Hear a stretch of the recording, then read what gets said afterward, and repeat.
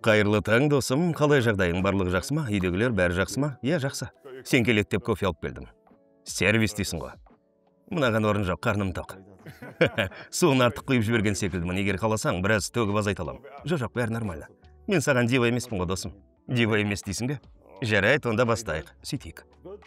Сен шабуылшы болғандықтан сенімен әрқашан сөйлескім келетін. 2008 жылдардағы кезеңді еске алсақ, ол кезде сен Роналдо, Тевес, алдыңғы үштік. Жандарыңда Луиса болды. Кейінірек Бербатов та қосылды. Маған сол трио туралы айтып берші. Әсіресе сен, Роналдо, Тевес. Өйткені адамдар әлі күнге дейін оны тарихтағы ең мықты үштіктердің бірі дейді. Сенің ойыңша, осы трио айтылғанда бірінші ойынға не келеді? Роналдо мен Тевес пе? Иә. Қатыгездік пен күрес. Роналдо жайлы адамдар, ол Роналдо шынымен еңбекқор болатын. Адамдар мен оны жек көреді деп ойлайды, бірақ мен оны шын жүрекпен жақсы көрем. Ол данышпан, абсолютті данышпан. Оның жасап жүргені мүмкін емес. Және мен Криштианомен ойнағанды да қатты жақсы көрем. Адамдар біздің қаншалықты жақын болғанымызды түсіне бермейді. Сендер екеуін егіздей әрқашан бірге жүретін едіңдер ғой. Иә. Және мен Месси Роналдодан жақсырақ дегенді айтқаным үшін көпшілік мен Криштианоны ұнатпайды деп ойлайды. Шын мәнінде соңғы жылдары өзім ойланам. Мүмкін тарихта қалатын ойыншы осы Криштиано шығар. Өйткені сол кездерден бастап әлі де жалғастырып келеді. Соңғы 3 маусымда ол қателеспесем Саудияда үздік сүрмерген болды ғой. Дегенмен мен Мессиді қатты жақсы көрем. Оның ойынын көру бөлек дүние. Тек сол себепті мен Леоны жоғарырақ қоям. Өйткені ол ойыншыларды алдау жағынан, біз айтпақшы, сиқыр жасағаннан мықтырақ. Ал Роналдо болса, ол нағыз киллер. Бірақ көпшілік Месси жақсы дегенім үшін мен Криштианоны жек көрем деп ойлайды. Сен жай ғана Мессидің стилін көбірек ұнатам дедің ғой. Иә, дәл өзі. Сен Роналдуды ұнатуың мүмкін. Басқа біреу Месси дейді. Екеуінде жоққа шығару мүмкін емес. Иә, бірақ жұрт бұлай дейді. Ойбай, Руни Месси Криштианодан мықтырақ деді. Сосын келіп менен үнемі қайсысы мықтырақ деп сұрай береді. Менің ойымша, екеуі де тарихтағы ең үздік ойыншылар. Тарихта доп тепкен адамдардың ең үздігі осы екеуі. Маған тек Мессидің футболды сезе білу қабілеті көбірек ұнайды. Болды. Ал Роналду болса данышпан. Ол биыл 40-қа келеді. Әлі де керемет ойнап жүр. Мен оған басымды ием. Ол туралы жаман ештеңе айта алмаймын. Сол үштік, Тевес, Руни, Роналду туралы айтқанда, маған ойыншы кезім еске түседі. Егер біз қақпамызды құрғақ ұстасақ, анау үшеуі қарсылас қорғанысын талқандайды. Ойыма бірден сондай естелік келеді. Сен өзіңді сол кезде ешқашан жеңілмейтіндей сезіндің бе? Яғни біз ұтыламыз, барлығын қопарамыз дегендей. Жоқ, ұтылмаймыз десек те қате болар. Бірақ біз міндетті түрде гол соғамыз деп ойлайтынмын. Менің ойыным жүрмесе, Роналду немесе Тевес шешетін. Бербатов та қосылды ғой кейін.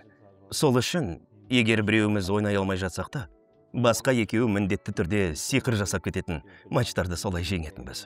Неге сол трио соншалықты мықты болды? Жұрттың сұрағы осы. Өйткені біз позицияға байланбадық. Мен тоғыздық, ол сол жақ, анау оң жақ деп шектелмедік. Бәрі еркін ауысып жүретін. Бұл арнайы жаттыққан нәрсе емес. Жаттығуда мен мына жаққа барсам, сен бұлай жүгіру керексің деген әңгіме болмайтын.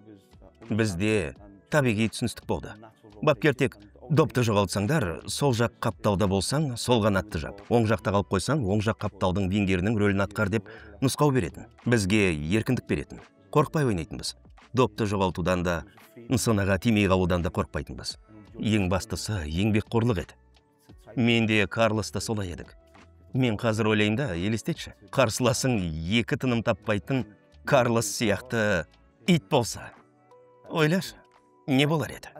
О, досым, ол нағыз тозақ еді ғой. Біз тек техникалық тұрғыда гол соғып қана емес, сонымен қатар аяғымызды тартпай ойнайтынбыз. Допсыз болғанда екі дәуіт шыққандай қуалап жүретінсіңдер сендер. Әрдайым соңына дейін қуып жүретінбіз.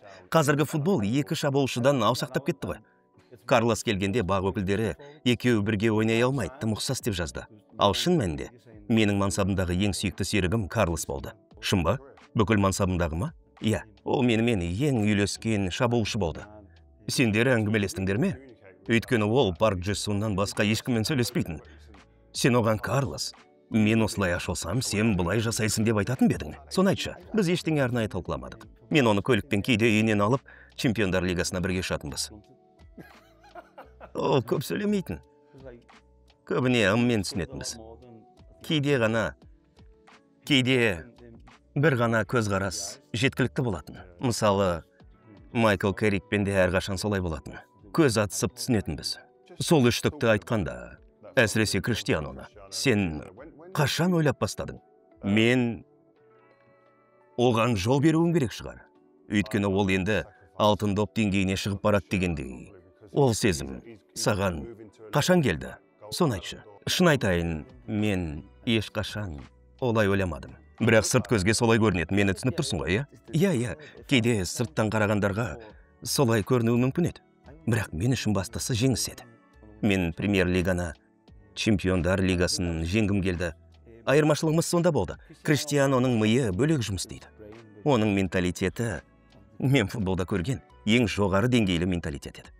Менің ішкі дүнием ол деңгейде болмады. Менде де жеңіске деген құштарлық болды. Бірақ жеке марапаттар, алтын доптар маған қызық емес еді. Олар мен үшін дым емес еді. Маған командалық жеңіс қымбат. Мен тек жеңіске жеткім келетін. Командаластарыммен АПЛ, чемпиондар лигасын ұтып, кубокты жоғарыға көтергім келетін. Ал Криштиано әрине командалық жеңісті де қалады. Бірақ ол әрқашан бәрін өзі алғысы келетін. Эгоистік менталитеті бар болатын. Өзін бүкіл жерге тыққысы келетін. Достар, осы подкасттың жалғасын көргілеріңіз келсе, комментарийде қазақша контентті қолдап, достарыңызға осы видеоны таратсаңыз, бізге көмектеріңіз тиеді.